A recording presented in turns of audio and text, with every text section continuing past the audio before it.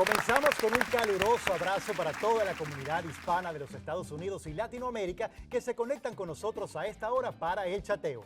La doctora Samar Jorda está disfrutando de unas merecidas vacaciones, pero el chateo no descansa y hoy tenemos un programa para toda la familia. Comenzamos con una pregunta. ¿Eres de esos que se ha dicho no puedo olvidar a mi ex? Hoy vamos a conversar cómo sacar de tu vida y de tu mente una relación del pasado. Luego sube la temperatura en el chat caliente para saber cuántas veces a la semana debería tener sexo un matrimonio que lleva muchos años casados. Y en la última parte, atención padres, madres e hijos, porque les diremos cómo hablar sin tabúes sobre sexo y en familia. Esto es El Chateo y comienza ya con este clip.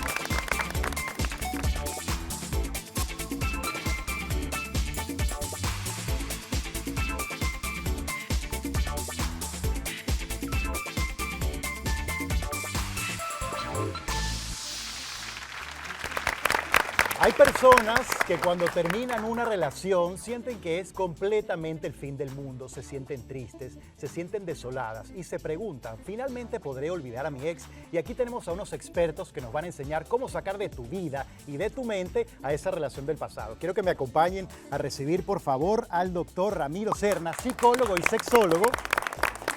Tenemos también a Isabel Restrepo, periodista y motivadora. A mi lado se encuentra con mucha alegría la doctora Amor Cecilia. Y también está con nosotros el doctor Moisés Irizarry, especialista en medicina deportiva.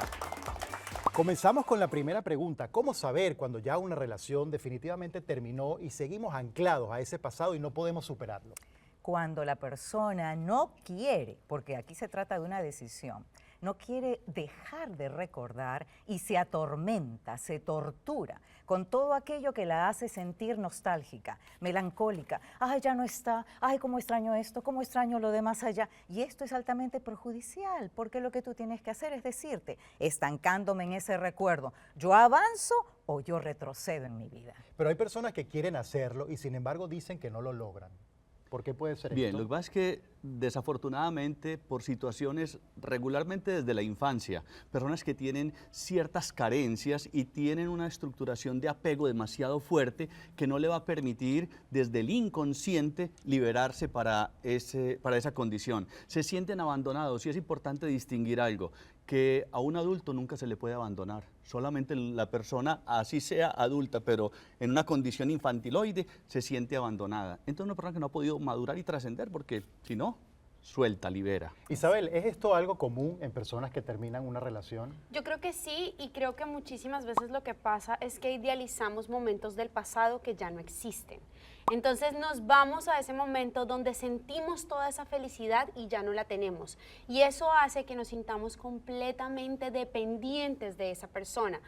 Pero uno tiene que entender que lo que está en el pasado ya no existe. Ese momento ya desapareció. Entonces es imposible que tú puedas volver a vivirlo. Tienes que dar un paso hacia adelante para crear nuevas situaciones que te produzcan esa felicidad que tenías. Eso quiere decir entonces que hay una gran diferencia entre olvidar y superar. Sí, claramente. Olvidar es bien difícil, te voy a decir. Olvidar, son experiencias que son parte de nosotros y nosotros debemos mirarla como esta experiencia me ayudó a ser quien yo soy hoy.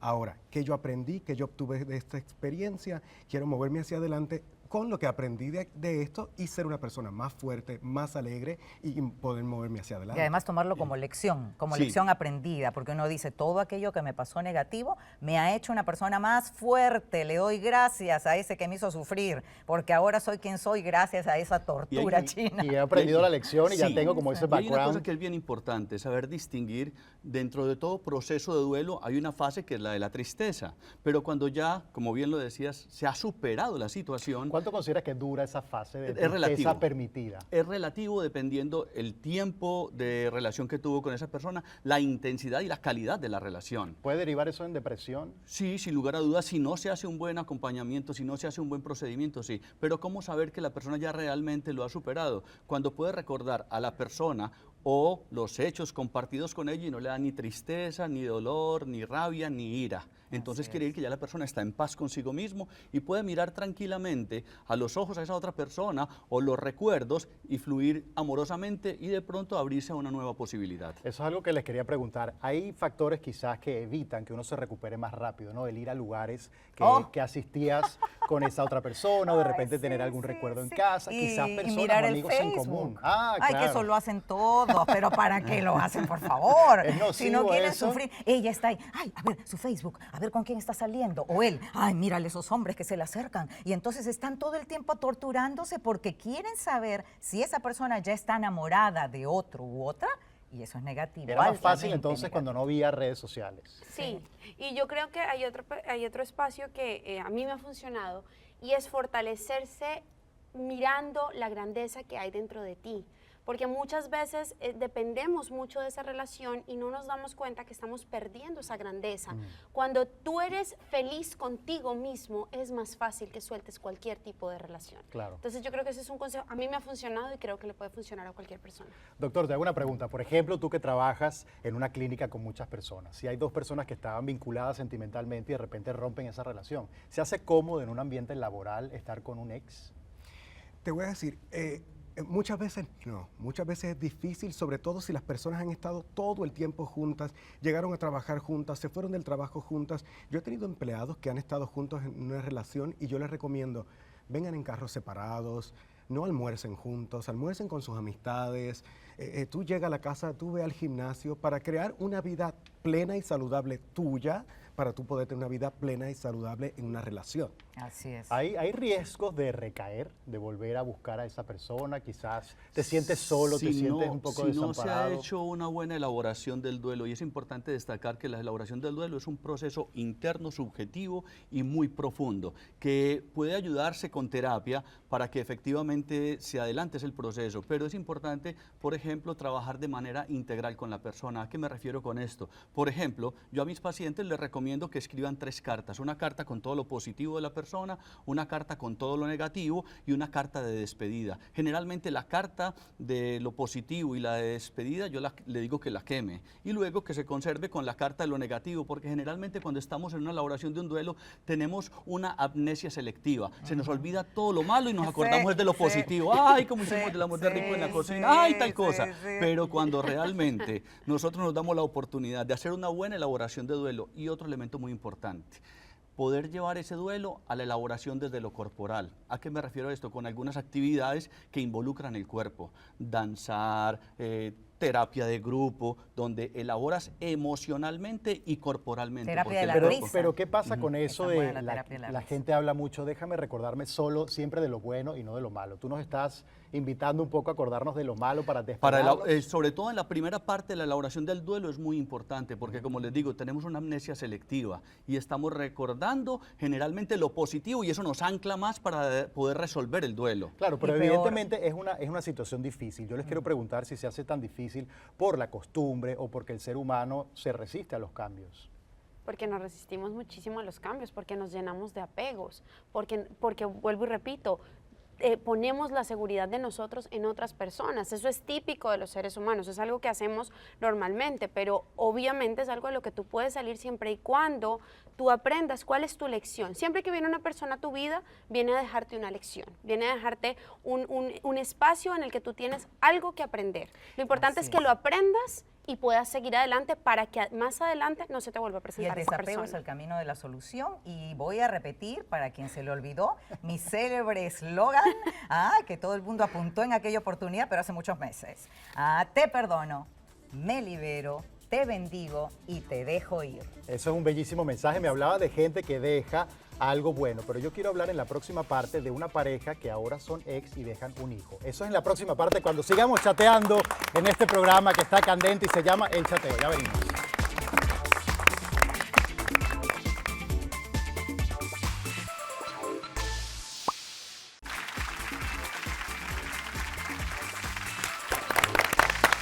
Estamos ya de regreso con el chateo tratando un tema súper interesante. De hecho, decían que un ex es una X, ¿no? La gente lo quiere como anular por completo y es justamente para esas personas que no pueden sacarse al ex de la cabeza. A ver, la primera fase, digamos que es la aceptación. Aceptar que ya la relación no funciona Sí, con ya esa no persona funcionó y que hay que tomar medidas. Pero dejamos en el bloque anterior una pregunta que quiero retomar. Y es, ¿qué pasa cuando esos ex tienen algo que los sigue vinculando de por vida, como un hijo, por ejemplo? Como un hijo, por ejemplo.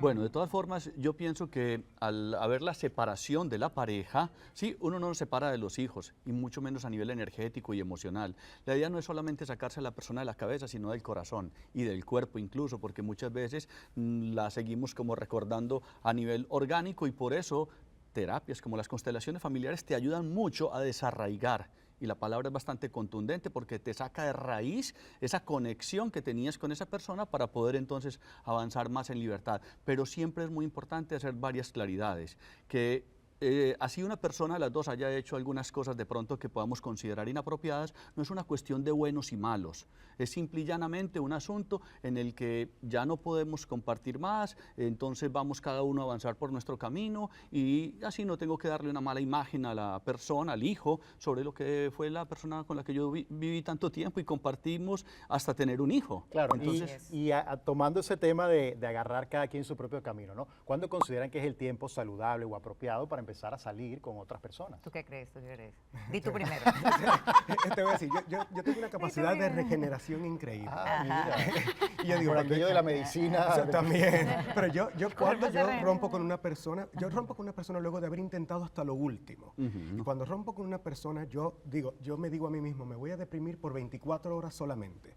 Y el día después yo voy a buscar todo lo positivo y voy a decir que yo tengo, voy a dejar eso a un lado y voy a comenzar a salir y voy a comenzar a conocer gente, porque uno conoce gente todo el tiempo. Tú Claro, debes pero de eso privarse lo de eso. dices, digamos, de la boca para afuera. Pero realmente funciona así, ese duelo dura 24 horas, o la cabeza dice una cosa y el corazón dice Te otra. voy a decir, para mí sí, porque yo ya tuve ese duelo durante todo el tiempo que estuve sufriendo para tratar de arreglar el problema. Ah, exacto, ya, o sea, ya, es ya, que ya. el duelo empieza como un no solamente en preámbulo el de momento ese en que hubo duelo. la separación, sino muchas veces dentro de esos intentos por rescatar la relación, y cada vez la persona se va convenciendo de que definitivamente puede más. esto no va a funcionar, entonces ya va haciendo ese desarraigo, y obviamente que entonces el duelo va a ser mucho más potable, más transitable, en la medida en que ya has venido tomando conciencia de que no va a funcionar, y entonces en ese orden de ideas puedes apuntar a empezar a caminar nuevos senderos, porque muchas veces el problema no es el de la persona que se siente sola, sino que sintiéndose sola se siente desolada. Mira, pero me gustó mucho esa frase, Isabel, y te quiero preguntar, cuando hay alguien que empieza a caminar por otro sendero, entiéndase salir con otra persona, pero todavía te acuerdas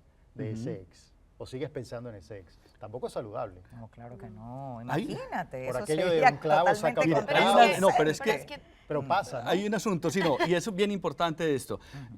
Un clavo tal vez no saca otro clavo, pero de pronto un martillo o una pinza sí saca ese clavo. O sea, una persona con un nivel más elevado que de pronto y entonces si Un uno clavo llega más con grande, honestidad en esa quizás. persona y le dice, mira, ¿sabes qué? Estoy terminando una relación o terminé una relación y quiero darme la oportunidad, y ser conscientes y consecuentes. Y muchas veces cuando las personas hacen un acompañamiento integral, se leen unos buenos libros, asisten a terapia, entonces obviamente que eso le da una más buena solidez, una buena base a esa nueva relación que se está estructurando. tenemos dos posturas. Exacto, y yo no creo que hay una diferencia muy grande entre una persona que deja una relación habiendo hecho un trabajo interno, como dice él, de terapia, de libro, de crecimiento personal. No es lo mismo tener todas esas herramientas disponibles que le van a decir a tu mente qué hacer, que ahí ya tú puedes aplicarlas, que una persona que jamás haya trabajado nada de eso. Claro. Entonces el duelo obviamente va a ser completamente diferente. Una persona evolucionada es una persona que va a decir, bueno, hasta aquí, que aprendí, y va a ir hacia adelante y va a recordar a esa persona, como ella dice, desde el perdón, desde el agradecimiento, desde esa luz que esa persona en algún momento te puso en tu vida. Así es, y dependiendo de cada caso, entonces tenemos dos posturas. Aquellos que postulan que hay que sanar primero antes de ingresar a una nueva relación y que tienen razón. Que es Y liberal. también tienen razón aquellos que dicen que el clavo saca otro clavo. ¿Por qué? Porque uno se reanima cuando se da cuenta, y no que la autoestima está toda aplastada, sino que uno se reanima Pisoteado, claro. cuando se da cuenta grata, que puede ser admirada nuevamente por otras personas, cultivar relaciones amistosas y terminar en una nueva relación, pero no de un momento a otro inmediatamente, porque hay que, como decía Ramiro, decirle a esa persona nueva que llega a tu vida, mira, estoy saliendo de una relación y si tú quieres salir conmigo, todavía no estoy totalmente curada de lo Claro, es anterior, algo pero maduro espero, conversarlo, ¿no? exacto, espero Claro. recuperarme. Y es importante salir con una persona, no para que esa persona te ayude a olvidar a la otra persona, sino porque tú quieres vivencias que te Nuevas. claro, vas a trascender y eso es lo que te va a ayudar a olvidar el pasado. o a Pero hay dejarlo una ahí. cosa muy importante que yo siempre recomiendo en los momentos de ruptura. Así como cuando tú siembras una semilla en la tierra, primero se fundan las raíces antes de salir el tallo. De igual manera, yo pienso que el aspecto social, y más hoy con las redes sociales, hay que ser prudente en ese sentido. Porque una ruptura, una relación de pareja, no es como si ya hoy se cortó y listo, no. Siempre es como en esas películas en que un puente colgante se está cortando, hay van rastros, fibras, quedan van fibras. rastros. Y entonces, en la medida en que tú vas haciendo ese proceso, y si obviamente con esa persona que estás conversando van dando una buena base y te das cuenta que en algunos aspectos, porque yo no pienso que nadie haya mejor que nadie, sino simplemente distintos, y en ese orden de ideas, entonces podemos desde ahí fundar una muy buena relación. Ya una vez que la relación se termina y que la persona lo acepta, como estuvimos comentando, desde el perdón, desde el agradecimiento, hay gente que se refugia quizás en el trabajo y se vuelve como workaholic, o gente que consigue como un nuevo enfoque. ¿Es eso también saludable? ¿Es una vía de escape? Si es una negación precisamente porque quedó con unas heridas muy fuertes, entonces hablaríamos de que no es saludable. Ahora, si la persona, siendo consciente, tiene un buen acompañamiento y dice, bueno, me quiero dar este chancecito de reforzar estos aspectos, fortalecerme en la parte financiera,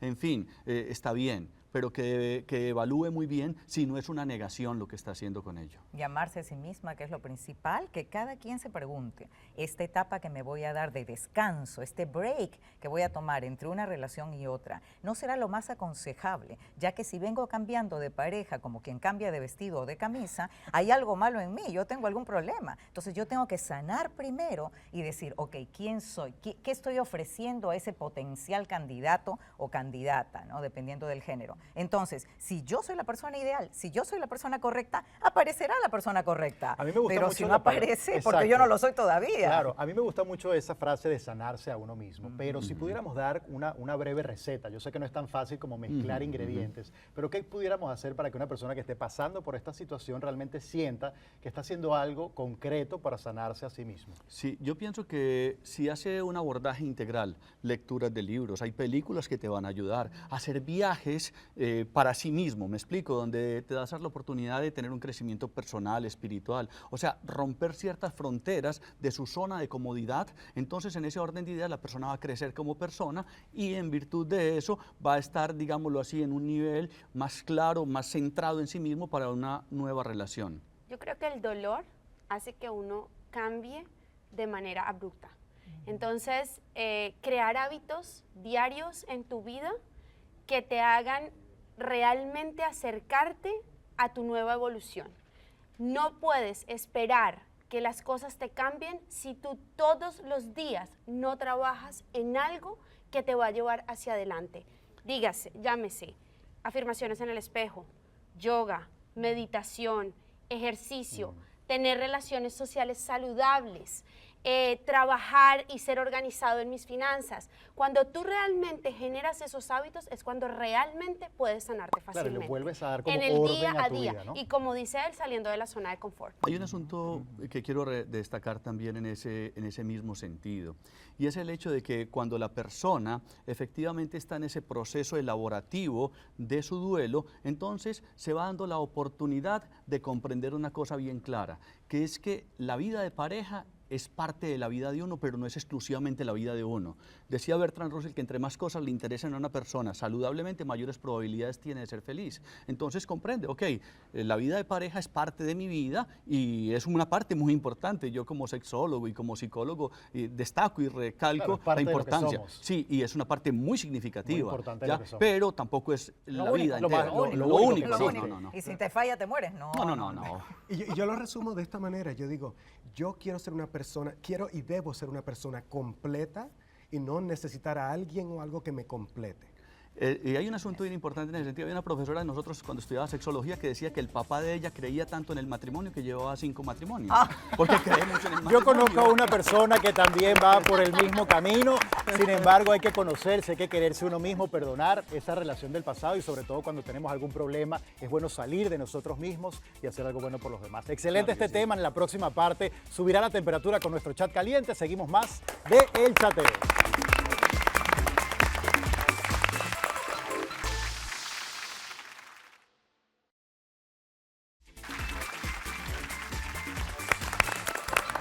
Y seguimos con más del programa que te conecta y por supuesto siempre da respuestas a tus preguntas, El Chateo. Y en esta parte hemos recibido algunas preguntas de nuestra audiencia para el chat caliente. Y la primera dice así: ¿qué tipo de lubricación se debe usar cuando se pierde la virginidad siendo ya adulta? Bueno, sí, hay varias cosas en ese sentido y es importante entender que cada ser humano puede reaccionar de manera diferente. Entonces hay veces bueno tener la prescripción médica, por decirlo de alguna manera, un buen ginecólogo, bien. Pero en términos generales, en el mercado se consiguen muy buenos lubricantes que no producen alergia y que entonces van a contribuir. Se llaman Pero, lubricantes vaginales. claro que sí. Hay que decirle a la íntimos. gente porque vayan a Ah, sí, buscar van a ir a otro comprar el tipo de carro. lubricantes. Claro, hay que Perfecto, ser excelente. específico. Sí, sí, y se consigue generalmente en las tiendas de juguetes sexuales o en farmacias. en farmacias. En fin, entonces, pero bien importante tener en cuenta también que muchas veces la resistencia psicológica desde el inconsciente es lo que le impide a la persona naturalmente lubricar. Y si se hace un buen trabajo integral y tiene un buen iniciador sexual, ¿qué es un buen iniciador sexual? Un hombre que le acompaña, que le va ayudando. Si estamos hablando de la mujer que va a tener esa dificultad, entonces obviamente que va a facilitar el Y proceso. que le de- dé mucho tiempo al preámbulo Claro, pero para que definitivamente ella pueda ya estar no es algo que excitada. está relacionado a la edad. No necesariamente, la verdad, sí hay unos cambios etarios, ¿verdad? Pero como bien ellos dijeron, muchas veces con el preámbulo y jugar y tocar, y a veces en el momento de la calentura, oye, hasta con la saliva. O sea, uno dice... así es No dio sencillo. tiempo de conseguir el Sí, sí, sí, lubricante. No, no, no, y de hecho, la y no, salida incluso, funciona, por ejemplo, ¿no? yo recuerdo un caso de una Orgánico. paciente que yo tuve que ella, cada vez que empezábamos a hablar de la sexualidad, a ella se le secaba la boca. Y lo que hice en el libro Equivalión es cierto, como es arriba es abajo. Déjame y ella tomar- empezó déjame a tomar agua. comer Por si chicle, acaso. tomar agua Métele la y cosas así. Empezó a relajarse y efectivamente ojo, y bien interesante porque en el Sí. consultorio ella estaba con su esposo, yo le di media vuelta a la silla y le dije a él, métele el dedo en la boca. Y eso tuvo una reacción en ellos bastante impactante. Sí. Al otro día me llamaron, pudimos tener Que fue relaciones perfecto. sexuales, que fue Ay, qué perfecto. bueno. Vamos a la Porque próxima realmente- pregunta Qué bien. y dice así: ¿debo decirle a mi pareja que dura poco durante el acto sexual y que siempre me quedo con ganas? La visión femenina es, la respuesta femenina sería, desde la perspectiva nuestra de lo que creemos y los prejuicios, no. ¿Por qué? Porque creemos que el hombre tiene un ego demasiado grande y lo vamos a ofender y se va a sentir como disminuido en su capacidad amatoria. Pero la respuesta correcta sería sí. Todo depende de cómo se dice lo que se tiene que Exactamente. decir, la manera en que se dice, porque si se le dice, oye, tú duras tan poco que me dejas en la luna y no te preocupas Que por ni me mí. enteré. que no-". Pero O ¿cómo sea, lo diría Claro. usted, por ejemplo, doctora, que maneja tan buen verbo para ese tipo de cosas? Muchas gracias. Yo le diría, mi amor, yo sé que a ti te encanta llegar rápido, los quickies son tu especialidad. A mí también me gustan mucho, querido, pero la verdad que si pusieras un poquito más de tiempo en este momento de pasión, yo quedaría mucho más Te voy a satisfecha. decir cómo no lo es diría lo que yo. se dice, sino cómo se dice. Claro, porque si, como dice la doctora, según como se lo diga, o si Sí. hay un asunto muy trágico en las relaciones que no, pero es que mi marido anterior duraba más o alguna cosa, entonces Las obviamente que comparaciones esas son comparaciones- inevitables. Yo he tenido casos de hombres que he atendido que han estado bastante afectados porque realmente no les han dicho de la manera apropiada Claro. la situación. Entonces, Y te voy a esto- decir, a mí me gusta ponerme en los zapatos de la otra persona y decirle, ¿sabes qué? Aunque no sea yo el del problema, le voy a decir, ¿sabes qué? Vamos a pensar qué podemos hacer juntos para que duremos más. Claro, si es una persona que tú quieres, buscas la manera de cómo decírselo sin herir, ¿no? Porque Así es es. un tema susceptible. Así Claro. es. Sí, Excelente. sí, sí, Vamos a sí. la próxima pregunta y tiene que ver con la incertidumbre. Y dice así: tener una gran diferencia de edad con mi pareja hace que tengamos un futuro sexual incierto. Depende de cuán grande sea la diferencia de edad. Yo no sugiero más de 10 años de ella hacia él, o sea, que ella sea 10 años mayor. Tal vez en el caso del hombre 10 años mayor no haya menor problema, pero lamentablemente en la sociedad tan erotizada en la que vivimos y con la competencia que existe, la mujer se vuelve muy celosa. El problema son los celos femeninos, no el que el hombre le vaya a ser infiel o que el hombre sea bueno o malo en la cama o que vayan a tener una buena relación sexual. Es cómo se va a comportar ella. Si ella se comporta celosamente, eso va a influir sobre su performance sexual. Claro, Y, porque de la hecho, gente va como preocupada al acto. Sí, lo que pasa es que hay un asunto bien importante y hay que entender que la sexualidad no la podemos reducir a la genitalidad. Y cuando la pareja, por ejemplo, se trabaja íntegramente, hacen ejercicios de meditación, tienen una buena dieta y cultivan apropiadamente la sexualidad, pueden durar mucho tiempo incluso porque no dejan perder lo que es el erotismo. Ese erotismo va más allá de la genitalidad y esa diferencia de edades en última instancia se diluye. Porque de hecho Deepak Chopra habla de que existen 3 tipos de edades. Está la edad cronológica, que es la que nos muestra el ID. Está la edad orgánica, cómo funciona el organismo, y obviamente la edad espiritual. Y obviamente que las unas tienen influencia sobre las otras. Si abordas desde la perspectiva trascendente y espiritual, puedes sentirte supremamente joven y efectivamente funcionar apropiadamente. Claro, eso es lo ideal, pero si por ejemplo una chica joven tiene la sensación de que como su pareja ya es mayor, llegará algún momento en el que ya no pueda lograr una erección. Y es la Y realidad. y eso le genera incertidumbre. Y es la realidad, pero afortunadamente hoy día hay mucho que se puede hacer en la medicina para ayudar en esos casos. Así que educación, entendimiento, comprensión entre ellos puede llevarlos a donde ellos quieren llegar. Otra pregunta también bien interesante para parejas ya maduras y dice así: ¿cuántas veces a la semana se debería tener relaciones en un matrimonio que lleva muchísimos años casados? Esa risa la interpreto como todos los días, 2 veces al día. Es que cuando vienen las parejas conmigo, todos dicen, doctora, es que cuando leemos las revistas y vemos los medios, todo el mundo está haciendo el amor todos los días y nosotros solo lo hacemos una vez por semana porque llevamos 15 años, 10 años de casados, lo que sea, ¿no es cierto? Pero eso no es tanto. Una vez por semana es la norma. ¿Qué quiere decir la norma? No lo normal. La norma es lo que la mayor parte de las parejas que tienen más de 10 años o alrededor de 10 años de casados están porque ya tienen hijos, porque tienen mil y una ocupaciones, están Rutinas. cansados y además les satisface, con la vez por semana están satisfechos. Pero les pregunto, ¿es preocupante cuando pasa de repente una semana y esa pareja Lo que no es tiene preocupante relaciones? es cuando hay una disonancia en la pareja, cuando el uno quiere mucho y el otro de pronto no tanto. Entonces ahí donde de pronto tienen que hacer que se confluya y puedan manejar los ritmos en su sexualidad. Y obviamente que se puede trabajar, porque así como nosotros, cada órgano que estamos de pronto sin utilizar se atrofia, obviamente que la sexualidad también hay que saberla cultivar, basada, fundamentada en el amor, en la parte erótica, las caricias, en fin, todo el preámbulo, y eso va a contribuir a que la pareja se esté expandiendo continuamente. Eso me gustó. Vamos a cultivar para que nada se atrofie. Y la última pregunta dice así: ¿cómo debo reaccionar si la pareja de mi mejor amiga me escribe a escondidas? Bueno, de frente. De frente, confrontando. Claro, confrontando y diciéndole a esa persona, primero, que te respete, que no te esté escribiendo detrás y yendo donde tu amiga a decirle lo que está pasando, porque todo lo que comienza debajo y por espalda siempre se va a saber y nadie va a saber que tú no tenías la culpa, así que hay que enfrentarlo. Y te añado yo, si la pareja de mi amiga me escribe a mí, le voy a decir a mi amiga, oye, tu pareja es homosexual. Bueno, ya eso es entrar en otro terreno. Ha estado bastante hot e interesante este chat caliente. Y si usted en casa tiene algunas preguntas, que seguramente las tendrá, nos puede escribir a través de nuestra cuenta, arroba piso bajo el chateo, con el hashtag debate el chateo, para que aquí se puedan debatir esos temas que a usted tanto le interesa. Pero no se despegue del televisor, porque en la próxima parte tenemos un tema familiar con estos expertos que estoy seguro que les va a encantar. Ya venimos.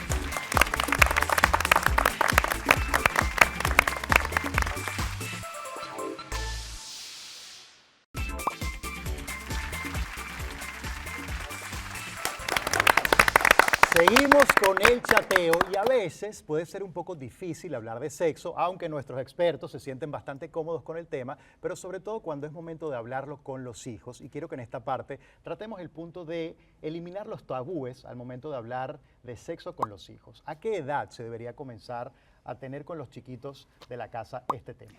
Yo sé que Ramiro y yo vamos aquí a tener una pequeña confrontación.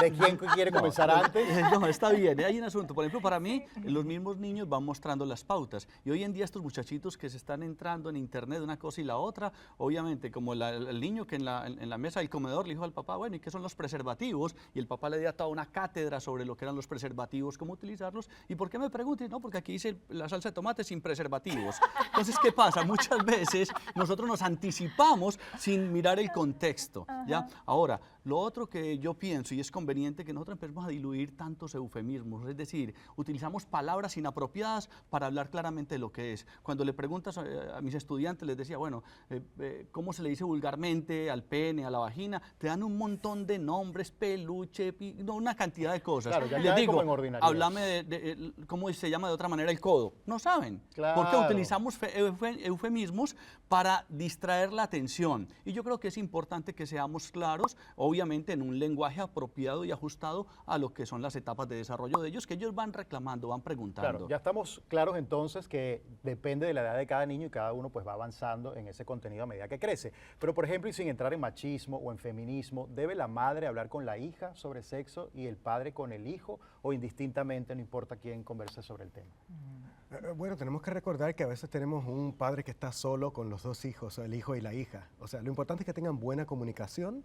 Cuando ellos vienen a mi oficina, yo les hablo como son partes del cuerpo.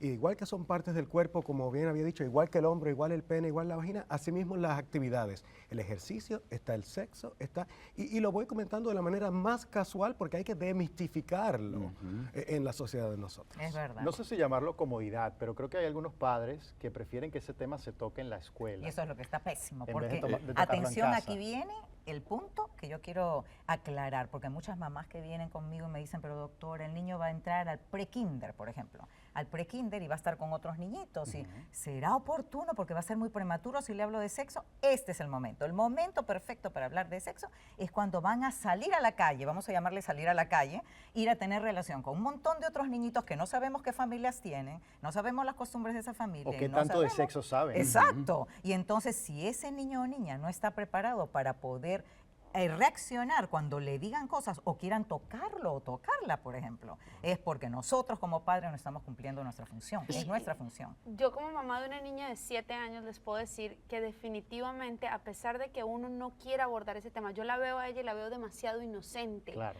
Pero hay ciertas actitudes que me dicen a mí que ella sabe más de lo que yo creo que ella sabe. Entonces es más importante que uno aborde, como me tocó el otro día abordar, no he ido tan al fondo, ¿Qué actitud, porque por todavía ejemplo, como mamá me da susto. ¿Con qué actitud, por ejemplo, de tu niña, y te lo pregunto con mucho respeto, tú puedes saber que ella está en conocimiento del tema? Por ejemplo, cuando el papá y yo cerramos la puerta del cuarto. Entonces ella comienza a reírse. Y dice, ¿y ustedes qué estaban haciendo? ¿Y ustedes por qué cerraron la puerta? ¿Y ustedes qué hacen?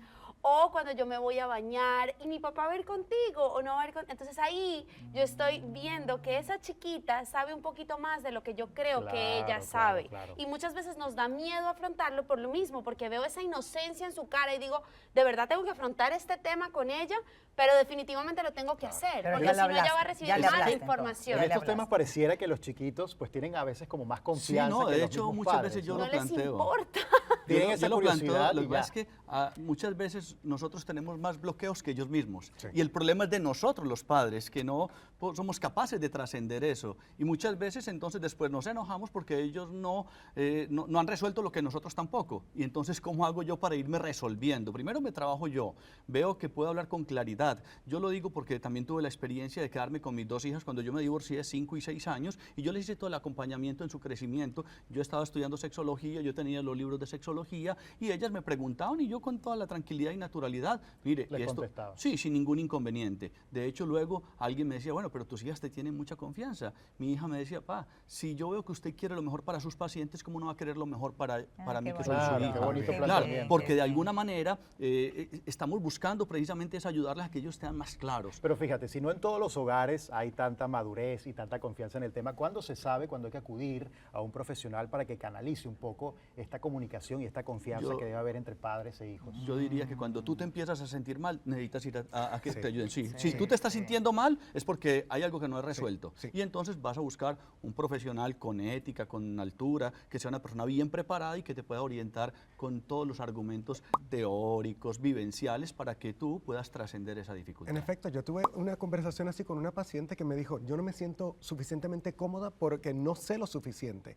Y yo digo, ok, busca educarte pronto, porque tú debes sentirte que estás hablando de una hamburguesa y cambiar y hablar de sexo y cambiar y hablar de un helado así de fácil como si no fuera nada. Así de cómodo debes sentirte para poder hablar con tus hijos. Claro, Una de las no son primeras, los tabúes, una de ¿no? las primeras preguntas que tiene que ver con tabúes es cuando te preguntan ¿de dónde vienen los bebés? ¿Cómo nací yo? ¿Cómo se lo explicas a un niño de 5, a un niño de 8 o a un niño de 10? ¿La versión cambia o hay que utilizar siempre desde el principio la versión original y real? 10 es demasiado tarde, o sea, tiene que ser al de 5. Sí, sí, claro. Y de hecho, hay un video que es Bueno, clásico. quizás hay gente que dice, no, la cigüeña, que siguen pensando No, no, como en no. la cigüeña Hay un durante video muchos clásico, se consigue fácilmente en YouTube y que se llama ¿De dónde venimos? Y es en caricaturas para que los niños entiendan realmente cuál es ese proceso y lo hacen de una manera muy amorosa, muy respetuosa y muy digna. Entonces, en ese sentido, no hay ningún inconveniente desde cualquier edad. Ellos empiezan a preguntar y desde ahí le vas dando la información. Siguen preguntando todavía cuando se bañan con los padres, ¿y eso qué es? ¿Y eso por qué es así? ¿Y eso por qué está así?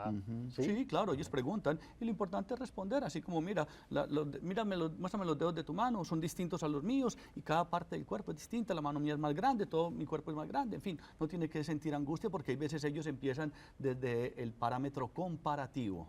¿Ya? Sí, Y ¿por qué sí. tiene esto y yo no lo tengo? Claro. Entonces, bueno, porque Hay que cuando explicar. crezca así se le va explicando. Claridad ante Y todo. tal vez lo más importante que haya que hablar con los niños es la prevención del acoso, del abuso sexual.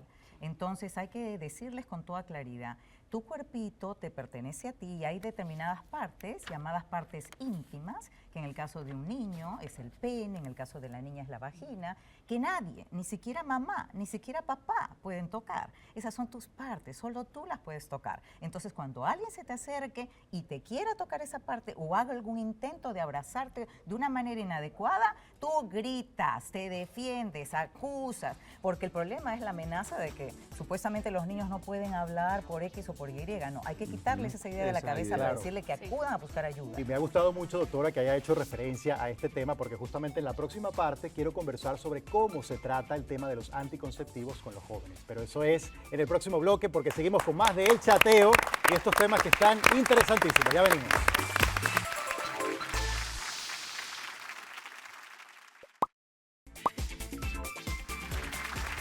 Continuamos chateando en este programa que toca temas tan interesantes y sobre todo ofrece soluciones, y hablábamos sobre el eliminar los tabúes a la hora de hablar de sexo con los hijos, y ya llegamos a la parte de la adolescencia y los métodos anticonceptivos. ¿Cómo se puede abordar este tema sin que los hijos sientan que se los está incitando a tener relaciones y a probar esos métodos?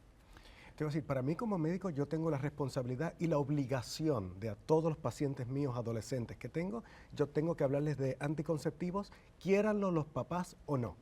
Y yo se lo advierto a los papás, yo les digo, este es el momento tuyo de salir del cuarto, este es el momento de hablar con tu hijo. Y si no les has hablado, me toca a mí informarle a ellos. ¿Qué pasa, por ejemplo, cuando un hijo hace una pregunta, pero quizás la actitud del padre es evasiva o no da una respuesta concreta y todavía quedan como algunas interrogantes? Sí, ahí es donde yo pienso que sin lugar a dudas se necesita el acompañamiento terapéutico para ese padre, ya tiene que resolver eso.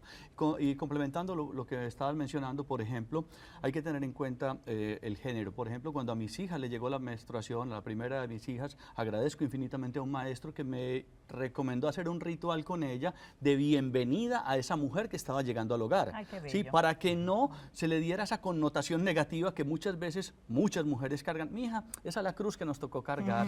Ay, mija, ya se enfermó, cuando realmente eso no es una enfermedad. Bueno, Entonces, afortunadamente, cuando mi hija me informa a mí de que le había llegado la menstruación, yo lo que hago es que le hago un ritual de bienvenida, le compro una tarjeta de bienvenida, una cadenita de plata, una luna, y le digo, mira, hija, ¿tú quieres ser madre? No, papi, todavía no. Yo, bueno, tú ya puedes caer en embarazo.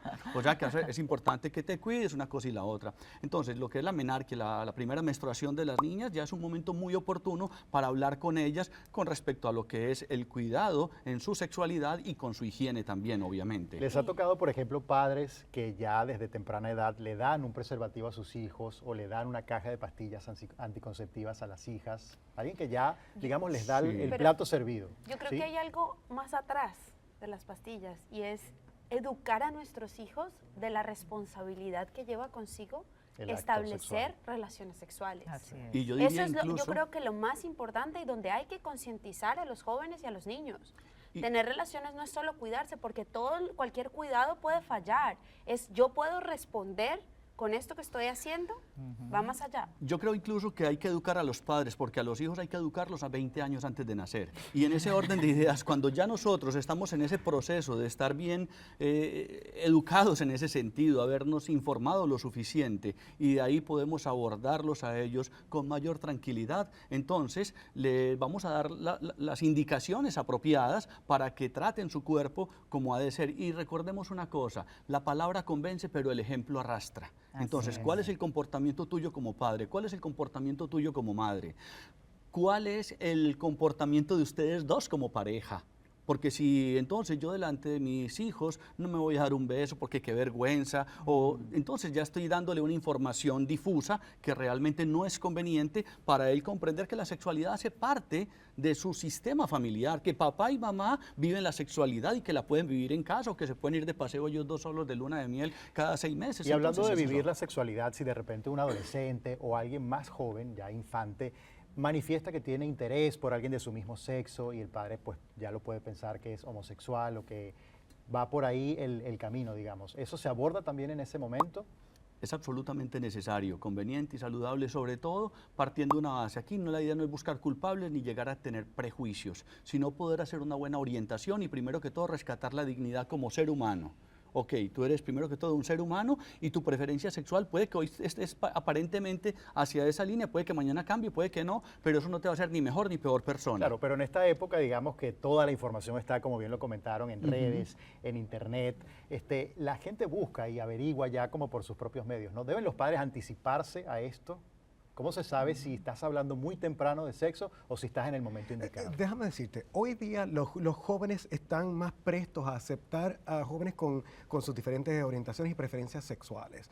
Así que si nosotros mismos nos cerramos y empezamos a prejuiciar, posiblemente estamos alejando a nuestro hijo y acercándolos a otras personas que quizá no le van a dar el amor, el cariño, la comprensión que nosotros le podemos dar.